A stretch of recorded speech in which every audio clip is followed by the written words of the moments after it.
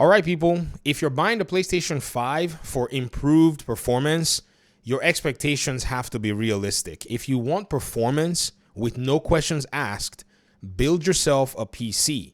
You can build the one that I actually built for you guys that want to move to PC from console for about $650. It will smoke the PlayStation 5, and without even any much work as I'm seeing it, it looks like you're going to beat the PS5 Pro with ease, because raw rasterization power is something that hides inside of AMD's mid-range devices. With ray tracing and all the other things, that gets super complicated. So for your viewing pleasure, on the bottom right corner of the screen, I actually have video evidence of that build, because apparently some PlayStation fanboy guy or PC guy said, people who tell you to build these builds, they don't use these builds. So why are they telling you to use it? But I use this build. In fact, I was cooking and getting cooked on Mortal Kombat last night. Quite the annoyance in terms of, what was that character? Oh, Cyrax. Oh! Anyways, let's get to the article before I lose my mind. Apparently, they're now starting to write that right now, Alan Wake 2 with ray tracing will run at 30 FPS on PS5 Pro. Now, this writer, Costa Andreadis, I think that's how you say it, says, time to temper expectations when it comes to the PlayStation 5 Pro's ray tracing, especially when it comes to games that can bring the RTX 4090 to its knees. Really? We're going to be comparing the 4090 to this PS5 Pro? Bro, PlayStation is loving these fanboys that throw this stuff out, man. I mean, not saying Costa is a fanboy, but you guys know that there have been fanboys who have blurted out 4090 in the same statement with the PS5 Pro. They blurted out a 4070. My dude, a 4070 can crank out a video game. A 1080 Ti can crank out a whole-blown video game. I don't know why people keep doing this, but let's keep reading, though. So Costa writes and says, with hands-on impressions of games running natively on the PlayStation 5 Pro hardware, it's safe to say that for console gamers looking for the best visual fidelity, Sony's mid-generation refresh won't disappoint.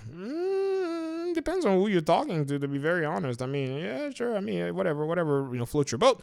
So it says from the in-race 60 FPS ray tracing in Gran Turismo 7 to the impressive Ratchet & Clank Rift Apart and Marvel's Spider-Man 2 running at full 60 FPS with fidelity mode visuals. It says throw in PlayStation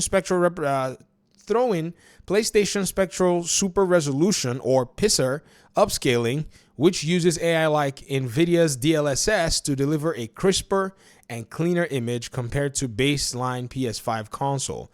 And there's definite hype surrounding the Pro after the lukewarm initial reaction. So there's hype for upscaling and AI resolution modification? Well, again, that's why I said the 650 build is probably going to be smoking, because like I said, raw raster power is basically rendering your graphics at native resolution to the utmost that your hardware can actually take it. And having a 1440, build that can do, 1440 on most games at 60 at native resolution is just beautiful.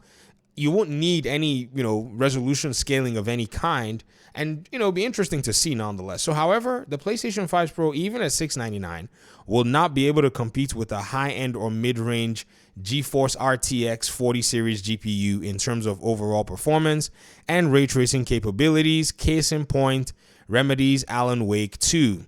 I mean, we all knew this going in, but some fans decided that they were going to pretty much torch their credibility on something that they didn't really know what they were talking about. Even I myself, guys, I'm a bargain warrior, okay? So even my knowledge of hardware is not as advanced as some of the folk that we have to pay attention to and listen to on this platform regarding, situations and scenarios about hardware and the way that they all work. So when I see some folk that come from console, they spend money, build an RTX 4090 build, Ryzen 9 7950 and everything, and they think that's the entry into becoming, well-versed with hardware. It makes me cringe. There's one right now, or a few, that are running around saying, oh, this is going to perform like this, and they're about to basically destroy their credibility. They will not listen. Everyone's trying to temper them down and say, yo, calm down. You got to wait till the games actually show up on this device. You don't go with what they tell you. In fact, let me give you guys another example right now. And this is something that is very important. Those of you who are playing on console, you must pay attention to this. As of now, AMD brought out some of their new CPUs. When they brought out some of their new CPUs, it turned out that some of their metrics were not the same as the people who were doing the benchmarks. So channels like Hardware Unboxed and so on and so forth were doing benchmark tests, and they found out that AMD's results were not the same as the ones they were getting. It happened to be that there was probably somewhere where there was a Windows patch that needed to get taken care of and blah, blah, blah, and then seeing the discrepancy and so on and so forth. So even from the manufacturer sometimes, the information that you're going to get is more than likely not going to be precise enough to actually carry you through until you see the hardware jamming out games and cranking them out at the resolution that they want. Then you put your money on the ground if that's something that you want to buy. The reason I bought a 4090 was simply because when I looked at the rendering performance on some of the apps like video editing software and using it for Unreal Engine, that there's a YouTuber called Jay's Films. He does Unreal Engine content, and he basically did some, rendering stuff with it. Immediately, there was no question. It was a no-brainer. I didn't buy it based on, say, NVIDIA came out and said, oh, it could do ABCD.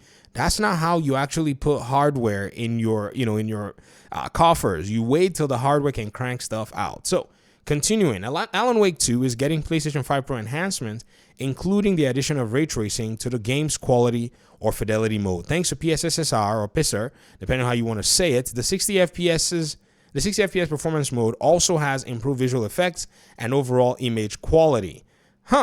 So, okay, it's good. It looks better. I mean, no doubt about that. Our graphics engineers at Remedy have greatly enjoyed improving Alan Wake 2 for the PS5 Pro together with the team at Sony Interactive. Thomas Puha, communications director at Remedy Entertainment, writes, with a game like Alan Wake 2, where the mood and environmental storytelling are essential, bringing ray tracing to the game as a brand new feature adds another layer of immersion. We have also used the traditional power of the PS5 Pro to improve the visuals and effects in the 60 FPS performance mode, where we have upped the output resolution to 4K, making the experience look even better than before. Although we only saw Alan Wake 2 running on a PS5 Pro during the console's reveal, the footage showcased 30 FPS fidelity and 60 FPS performance mode. Now, on PC with full path tracing, Alan Wake 2 is one of the most visually demanding games on the market, requiring DLSS and frame generation to deliver 4K 60 FPS on a RTX 4090. Look at me, Freudian slip, GTX. Yeah, right. However, one of the critical technologies that make Alan Wake 2's ray tracing look good is DLSS 3.5 ray reconstruction, another game changer exclusive to the RTX GPUs. So everyone that keeps talking about RTX and the 4870, I've said this before, how do you account for RTX 47 level of performance on a graphics card, or at least on a device that's made by AMD, when RTX 4070 is made by NVIDIA? It's NVIDIA exclusive technology. So I keep seeing the comparisons, and I just want to, I don't know, man. I scratch my head and I'm like, why are y'all doing this? Like, rasterization power and the capability of whatever technology is able to run on the, device itself is what you need to look out for. And you don't have anything to compare just yet until we start seeing games get pumped out. So at the end of the day, it's your choice how you, game. But if you're looking for performance, go to PC. You can leverage way, way more advanced and way better technology because, again, PlayStation is a gaming company. Their goal and their job is not going to be leaning on these kinds of technology. However, NVIDIA and AMD, that's all they do. So if you really want all this stuff, they sit there and they crank it out, as much as they possibly can. Thanks for watching the video. I really appreciate you guys' time and audience, and hopefully we'll talk in another video. Peace out.